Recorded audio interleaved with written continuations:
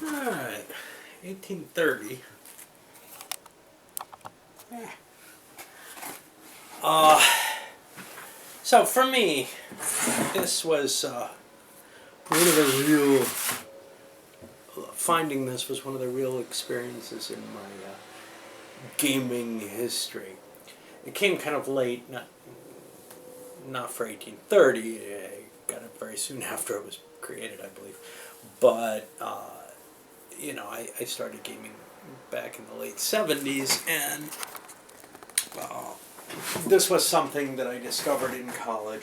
There weren't a lot of games that really, really affected my life that I had discovered at that era. And in fact, it was late in college when I was, I don't know what this would be, close to 1990 actually. And at that point, most of my gaming history knowledge had kind of been all set, for the war games, etc., for games like Cosmic Encounter, Civilization. All these things were kind of fixed in my head, and I knew what they all were. I knew economic games from things like Executive Decision, Star Trader, but this was really a game changer in a sense. And this came after Rail Baron for me, which was a game I was very excited about and then very disappointed once I actually owned it and could solo it and play it more often. This was I want to pick something up, and I got this after I was disappointed with Rail Baron, but thought, this looks really kind of interesting. And it really was. I mean, it hooked me with the sort of most cutthroat business game that I had seen. Now, I've had an argument that something else down below me there, business strategy, I think what it was called, but it may have been called business management, a bigger box, similar game though, by Avalon Hill, which allowed really cutthroat operations in terms of knocking the other players out easily. But somehow none of them felt as, and Executive Decision has something like that where you can paralyze someone and keep them from producing anything and going forward. But none of that feels quite as cutthroat as dumping a company on someone. Just stripping it of everything, playing the old Mitt Romney game here in a sense, right? I mean, this total destructive capitalism type idea where you're going to line your pockets as the robber baron, and then you're going to foist the company off on the poor shareholders, or send it into bankruptcy, essentially. The 18XX series had already existed long before 1830, actually. Francis Tresham came up with, I don't know, I think 1829. You see it under different names because there's 1825, 1829, and they're really the same thing, I think. I think it was 29 I played, but they have different versions and maps and stuff for it that all sort of hook together. I never liked those. They had sort of this flat stock chart, and there was a lot less incentive for the real ruthless type of dealing with your corporations. When I played this for the first time, we sat around, we played the short game, and it was really kind of an amazing experience. Obviously, we were trying to make money, trying to hook up roots. It seemed really exciting in that way, and then bang! Somebody got hosed and had to buy, I don't remember, the first 5 train or whatever, and went bankrupt. Or 6 train, something. They just didn't have the money. And when we saw how wiped out they were, it was just so funny. And from then on, we learned to play more conservatively, to make sure that you couldn't be, and by the way, I was the person who screwed him over and handed him a company that was in bad shape at that point. And we all sort of learned to warn new players, hey, don't hold 2 shares in something unless you know it's safe. Don't do this. Apparently,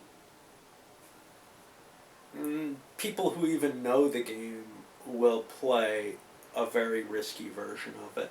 I don't know whether or not that's reasonable. So here's the thing: if a couple of people are playing very, very risky, they might be ensuring that at least one of them is going to place in the top couple places. Because by taking so many risks and not protecting their position, while they may lose ultimately, they also may, because of the bankruptcy rules, come out quite well. And I'm not sure if that's the sort of mechanism that's going on at the WBC or whatever. I've heard stories about it. It's been a long time since I've heard stories about it even. But I heard stories about it where it was like, well, yeah, the first two tables kind of sucked. We had people go bankrupt on them. It's like, okay, how'd that happen? Generally, though, it's possible, I've found, to be running at least, maybe not at the highest level players, but to be running a pretty good handle on your companies, keeping them producing well, and not be at risk to fall to a bankruptcy at all. However, maybe by taking those risks, you could improve your chance of actually winning. The problem I have with that is, and I expressed this in one of the videos, someone may well, if one person takes this risk and they get away with it, they're going to do quite well. But chances are they're going to fall flat on their face because the other people will at least harm them later on in the game. If a couple of people take this risk with the knowledge that, hey, one of us will probably win, they're going to have the advantage, except if the person who has it fall on them starts playing to prolong the agony, trying to force the other person to go down. And I've seen mechanisms like that, or I've seen situations like that where two players are just kind of locked into this downward spiral, and the question is, who blinks first because they're both losing, and they're both going to fall down to the bottom. But neither, if either one stops using kind of tricks to try to keep themselves floating above water, then they will crash and the other person may win. I don't know how much that figures into this. My feeling had always been we're just talking about incompetence here. But it is possible that people have determined their best chance of advancing around is to play very, very risky and see what happens. I don't know, because usually you don't actually go bankrupt in the games that I play, either solitaire or with the groups that I played with. Usually you end up stuck there in this kind of morass. And it's kind of interesting, in the game that we played here, the B&O owner actually won by preventing it from being or by it not being floated. Usually it ends up getting floated on him. Other people hold a decent amount of shares. He loses control, and the guy who owns it second seems to win the game.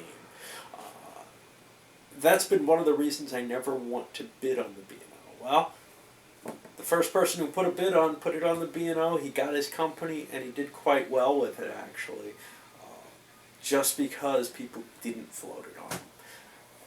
A very odd game from my standpoint. Anyway, this game would probably be rated a 10 for me if it was the only XX game. The problem I have is I have at least one other, 1856, that I'm always thinking may be the better 18XX game. Now, it's not the best one to start with. I'd say 1830 is better to start with.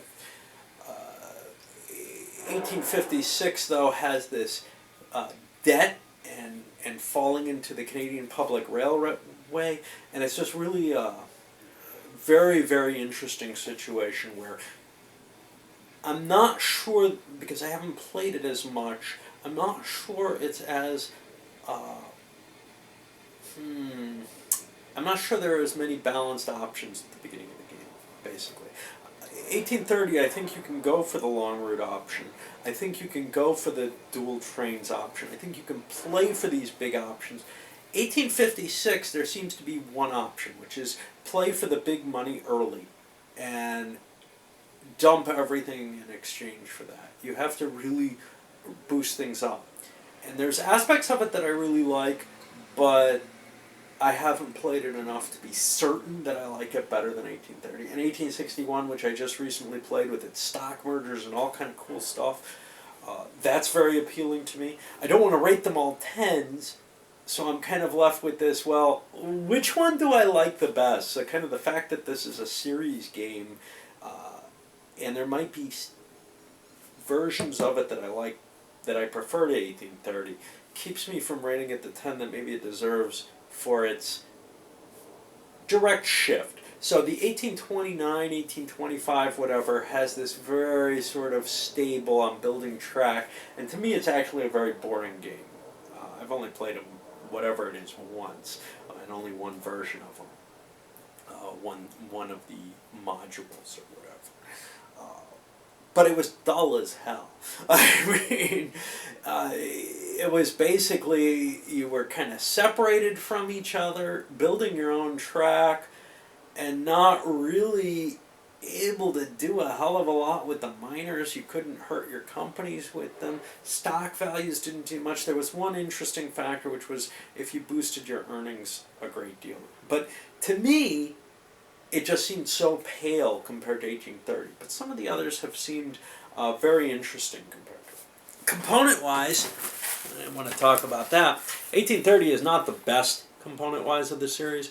It's solid. Now, my board's split in half, and that's part of the problem for me. But it's fairly solid Avalon Hill type components.